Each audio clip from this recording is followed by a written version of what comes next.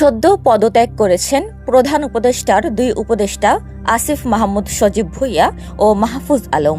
রাজনৈতিক অঙ্গনে এখন সবচেয়ে আলোচনার বিষয় এই দুইজন যাচ্ছেন কোথায়। তাদের দল পাল্টানোর জল্পনা তৈরি করেছে নতুন আলোড়ন।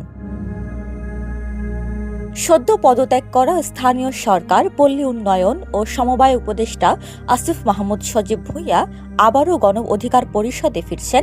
এ তথ্য নিশ্চিত করেছেন দলটির সাধারণ সম্পাদক রাশেদ খান। তিনি জানান, আমাদের ছাত্র সংগঠনে গুরুত্বপূর্ণ দায়িত্ব পালন করেছিল আসিফ মাহমুদ। কোটা বিরোধী আন্দোলন থেকে শুরু করে সব গণসংগ্রামে আমাদের সঙ্গে ছিল। সেই সময় অনেক নির্যাতনও সহ্য করতে হয়েছে তাকে। তিনি আরও বলেন, আসিফের সঙ্গে আলোচনা চলছে। আগেও সে গণ অধিকার পরিষদের রাজনীতিতে সক্রিয় ছিল।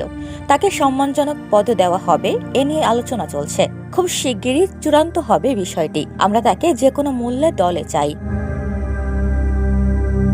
এদিকে আরেক গুঞ্জন, তথ্য উপদেষ্টা মাহফুজ আলম যোগ দিচ্ছে জাতীয় নাগরিক পার্টি এনসিপিতে। যদিও এ বিষয়ে তিনি এখনো প্রকাশ্যে কিছু বলেননি। এনসিপির পক্ষ থেকেও মিলেছে ইঙ্গিত। দলের কেন্দ্রীয় নেতা আখতার হোসেন জানান, আসিফ মাহমুদ জনতার কাতারে এসেছেন, আমরা তাকে স্বাগত জানাই। তিনি কোন দলে যোগ দেবেন এটি তার সিদ্ধান্ত। তিনি বা মাহফুজ আলম যদি এনসিপিতে আসেন, আমরা স্বাগত জানাবো, যেখানে নাহিদ ইসলামকে স্বাগত জানিয়েছিলাম। এর আগে বুধবার সন্ধ্যায় দুজনে যমুনায় গিয়ে প্রধান উপদেষ্টা ডক্টর মোহাম্মদ ইউনুসের কাছে জমা দেন তাদের পদত্যাগপত্র।